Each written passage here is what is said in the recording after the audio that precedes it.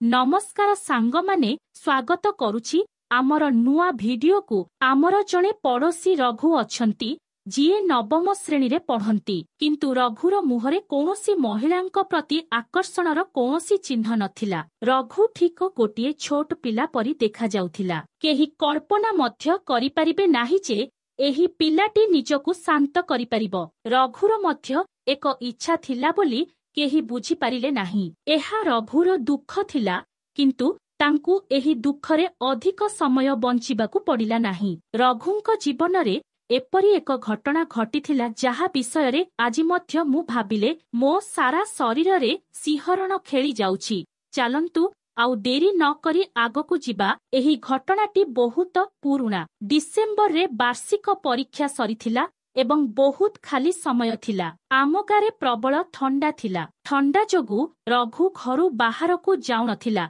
रघुर भूणी जस्मिन फोन करी जणाइला जे से तांकर जणे बंधुंक सह पाकु आसुछंती। राघुंक बड़ भौणी जस्मिन गत वर्ष +3 रे इकोनोमिक रे आडमिशन नेइथिले, तेणु से पाठ पढ़ा पई बाहरे रुहंती। से वर्षकु 2-3 थर गाकु आसंती। एहा प्रथम थर पई से तांक बंधुंक सह गाकु आसुछंती। तेणु रघुर परिवारर समस्ते खुशी थिले। घरे केवल रघु, तांक माँ एवं तांक बापा अछंती। रघु से तांक बड़ भौणी एवं तांक बंधुंकु अपेक्षा करिबाकु लागिले। संध्या समयरे जस्मिन तांक बंधुंक सह घरकु पहुंचिले। घरे पसी जस्मिन कहिबाकु लागिला जे गारे एते ठंडा, मो सारा शरीर जमाट बांधी जाइछि। किछि समय विश्राम नेबा परे जस्मिन तांक बंधुंकु रघुर परिवार सहित परिचय कराइबा आरंभ कले। रघुर भौणीर बंधुर नाम मौमिता। मौमितांकु देखि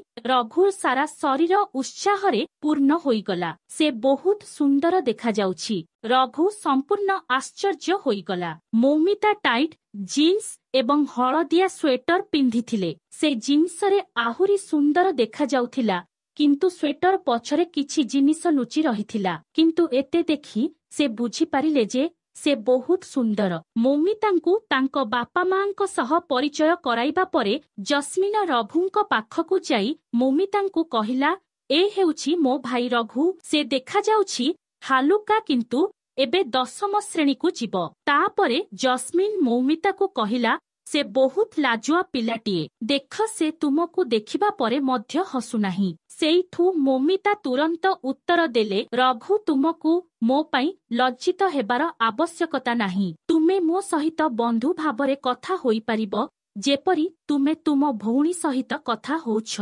रघु मुंड हलाइला।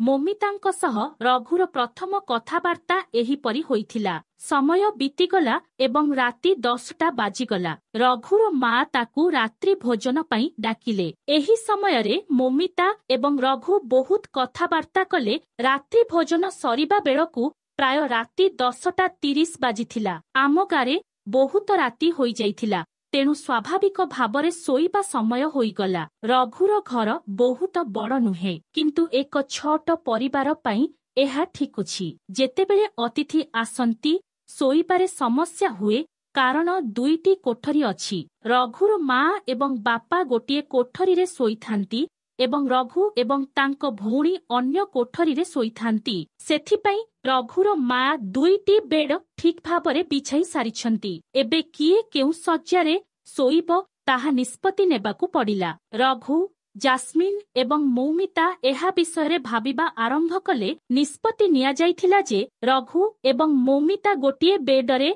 सोईबे एवं जास्मिन अन्य बेडरे सोईबे। जास्मिन एही निष्पत्ति स्पष्ट करिथिले। जस्मिन कहिला जे रघु मौमिता सहित किछि समय कथा हेबा उचित। मौमिता एवं रघु राति 12टा पर्यंत कथा हेउथिले। कथाबार्ता सरिबा परे सोईबार समय होइगला।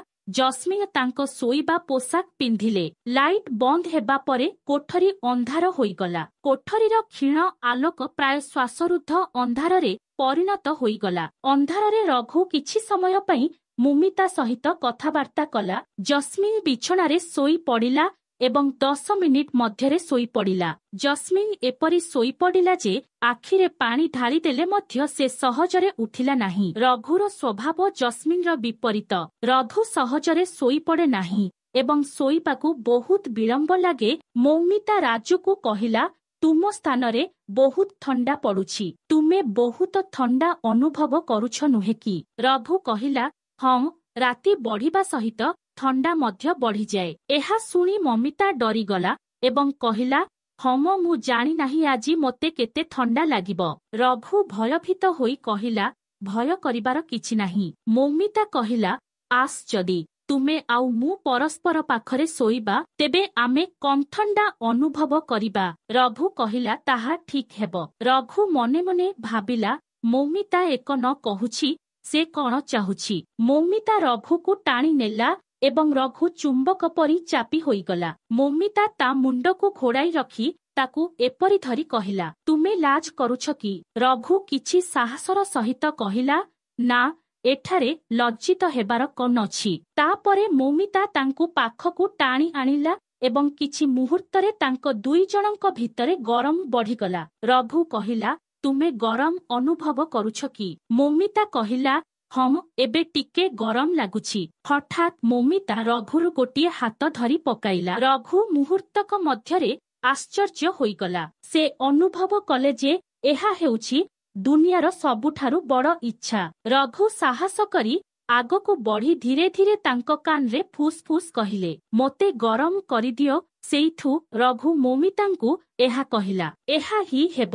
ମୌମିତା ଏବଂ ରଘୁଙ୍କ ମଧ୍ୟରେ ସମ୍ପର୍କ ଆରମ୍ଭ ହେଲା। ତାପରେ ବିଛଣା ଭିତରେ ଆଲୋଚନା କରୁଥିବା ସମୟରେ ରଘୁ ମୌମିତାଙ୍କ ସହିତ ଆରମ୍ଭ କଲା। ମୌମିତା ରଘୁକୁ କହିଲା, ମୁଁ ଆଉ ରହିପାରୁନି, ତମେ ଯାହା କରୁଛ ବେଗି ବେଗି କର।